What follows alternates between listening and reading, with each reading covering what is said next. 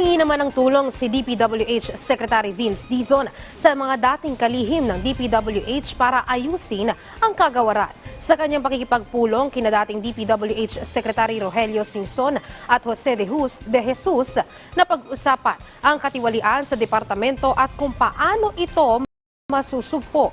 Punto ni Singson dahil umano sa insertion o pagsil ng mga kongresista ang dahilan ng malawakang corruption.